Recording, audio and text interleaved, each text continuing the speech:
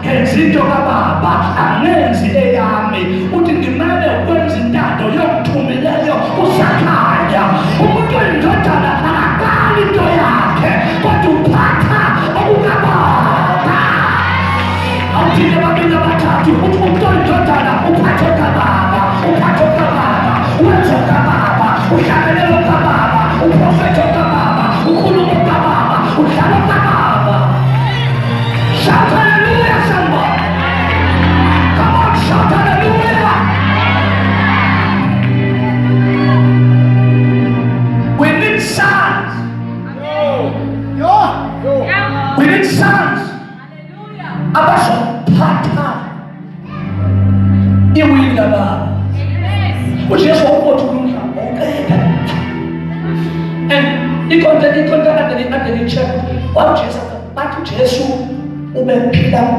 ubephila emhlabeni unlimited kodwa eshaya ngepower okuthiwa i-eternity. Amandla abesebenza ngawo amandla e-eternity, amandla unstoppable.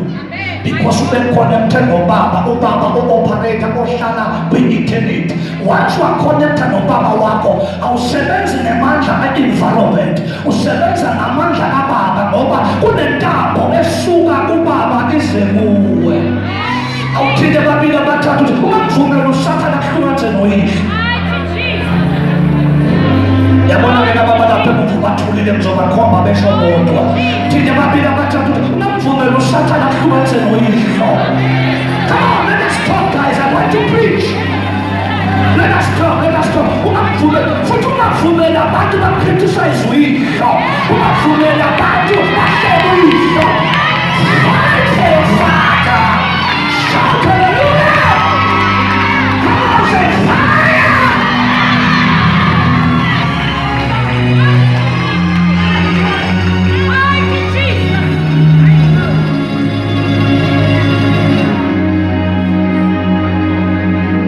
Oba uyisho uphila naye.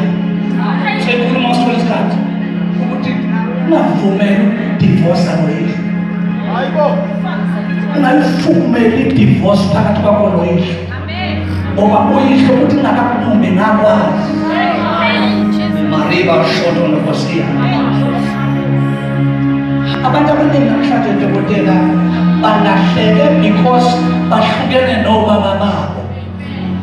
Can I say something? It's easy ukuba udayisa amanzi ungenababa. Kulula udayisa amafutha uma ungenababa. Kulula ukuthenga isipeti ukhatha abantu uma ungenababa. Kulula ukuphatha intambo uyigige napha nanapha uma ungenababa.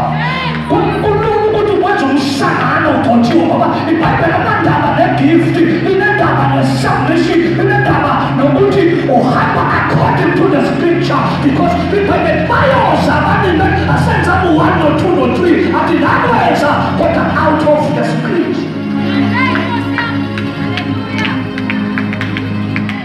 Ukuthi amadodana abantu abaphila nama-principles of the Bible.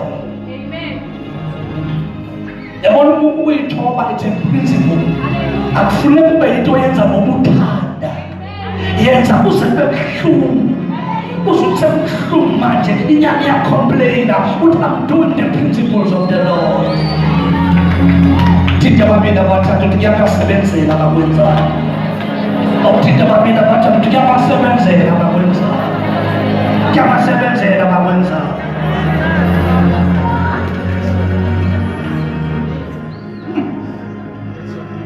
Moyingcwele umtshele ukuthi bazalwane ukhulume nabathi tshela laba bazalwane ukuthi kunezinto ezikukhulu okufuneke beyingcwele. Because udokotela uphethe ngithi mina Nkosi mina umuntu wambulelwayo ngithi mina Nkosi ukuthi ushota nabantu abazongcela ushota nabantu abazosondela kuye bathi release ngoba i-age akuyona standard lekhela sihambe ngawo isiyanele manje kuba a-release i-anointing even laba besifazane phela abantu besifazane abahleli laphansi abazothandaza kuhleli umuntu ofile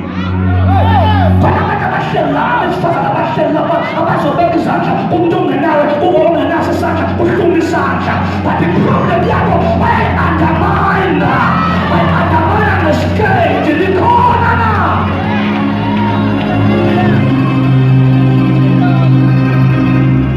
Uthi uma ingcwele kimile batshele basapothe this man, basubmit udokotela, nizoyibona imhlolo.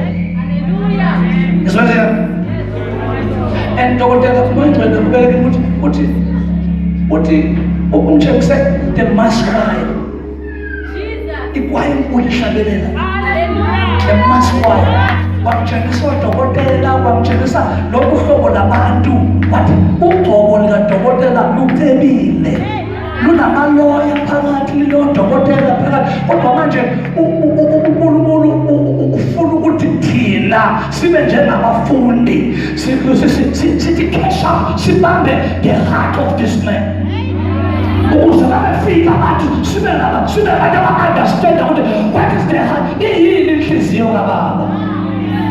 Ngoba isicubu sifuna ama-miracles, kodwa abafundi akuphefonywa